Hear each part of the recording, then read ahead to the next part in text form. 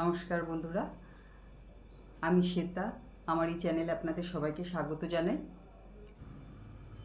যারা সরকারি এবং বেসরকারি জায়গায় উচ্চপদস্থ কর্মচারী, মানে খুব উঁচু পোস্টে চাকরি করে, তারা নিশ্চয়ই পড়াশোনা খুব ভালো ছিল, তবেই তারা এত উঁচু পোস্টে চাকরি পেয়েছে, ঠিক কি না?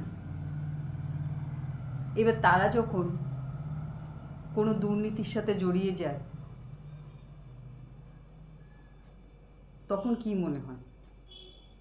তাদের পড়াশুনো পুরোপুরি তাদের বইয়ের মধ্যে সীমাবদ্ধ ছিল, তাদের মধ্যে কিন্তু কোনো সংস্কার গড়ে ওঠেনি। তবেই তারা অর্থের পেছনে এত ছুটেছে যে মান সম্মান কোথায় যে পেছনে পড়ে রয়েছে সেদিকে তাদের কোনো হুঁশ নেই। যাদের কাছে মান সম্মানের কোনো দাম নেই, মূল্য নেই, পয়সাই সব কিছু, তাদের ব্যাপার আলাদা। যারা পয়সার পাশাপাশি মান সম্মানকেও সমান গুরুত্ব দেন এবং মান সম্মানটাকেও মূল্যবান বলে মনে করেন, তারা কিন্তু পড়াশোনার পাশাপাশি কিছু সংস্কার নিজেদের মধ্যে গড়ে তোলেন এবং সেই সংস্কারের হাত ধরেই কিন্তু মান সম্মান আসে। আজকের দিনে পড়াশোনা করাটাও যেমন খুব দরকার, তার পাশাপাশি কিন্তু ছেলে মেয়েদের মধ্যে কিন্তু সংস্কার গড়ে তোলাটাও কিন্তু খুব দরকার। না হলে কিন্তু এই অবস্থাই হবে যে উঁচু পোস্টে চাকরি করে উচ্চপদস্থ কর্মচারী হয়েও পুলিশের খাতায় নাম উঠে যাবে।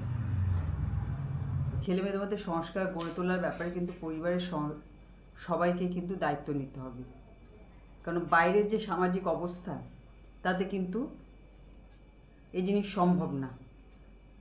কারণ আজকের দিনে কেউ কারোর ভালো চায় না। আজ আপনি যদি খারাপ অবস্থায় থাকেন, দেখবেন অনেকে আপনাকে এসে অনেক ভালো ভালো কথা বলে যাবে যে এইটা করো ভালো হয়ে যাবে, ওইটা করো ঠিক হয়ে যাবে, অনেক কথা বলে যাবে। কিন্তু যেই আপনার ভালো হয়ে যাবে, যেই আপনার সব কিছু ঠিক হয়ে যাবে, তখনই কিন্তু যে ব্যক্তি বলেছিল যে আপনার ভালো হয়ে যাবে, আপনার সব কিছু ঠিক হয়ে যাবে, সেই কিন্তু চিন্তায় পড়ে যাবে যে আপনার সব ঠিক কী করে হয়ে গেল, সব কিছু ভালো কী করে হয়ে গেল আপনার। তো মানুষের মেন্টালিটি কিন্তু এখন এইরকম হয়ে গেছে। তো সেই জন্য যা শেখাতে হবে তা কিন্তু পরিবার থেকেই শেখাতে হবে।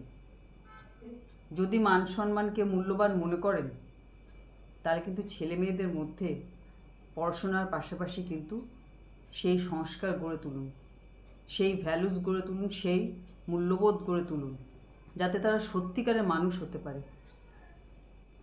আজ আমার বাবা চলে গেছেন, 5 বছর হলো। বাবা স্কুল টিচার ছিলেন। আজও আমাদের বাড়ির সামনে দিয়ে যেই যায়, যাদের সাথে বাবার খুব ভালো কথাবার্তা ছিল, তারা 2 মিনিট দাঁড়িয়ে বাবার সম্বন্ধে কিছু ভালো কথা বলে তবে যায়, কারণ বাবা একদম হঠাৎ করেই চলে গেছেন। সেইটা কেউই কিন্তু এখনও মেনে নিতে পারে না। এবং আমাদেরই পাড়ার একটা বাড়িতে প্রতি বছর নাম সংকীর্তন হয় এবং তাদের সাথে আমাদের খুব হৃদ্যতা, এবং বহু বছর ধরে ওদের বাড়ির এই যে অনুষ্ঠানে বেশিরভাগ দায়িত্ব কিন্তু বাবার উপরে থাকতো। আজও যখন ওই অনুষ্ঠানে যাই, যতক্ষণ থাকি শুধু বাবার কথাই সবার মুখে শুনতে পাই। সবাই বাবাকে মিস করে। তখনই বুঝতে পারি যে বাবা সত্যি জীবনে কি রোজগার করেছে।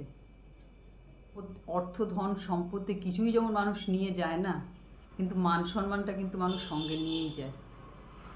মানুষ চলে যাওয়ার পরেও মানুষের অস্তিত্ব কিন্তু এর সাথেই জড়িয়ে থাকে। তো আজকে ভিডিও এখানে শেষ করছি। সবাই ভালো থাকবেন, সুস্থ থাকবেন। নমস্কার।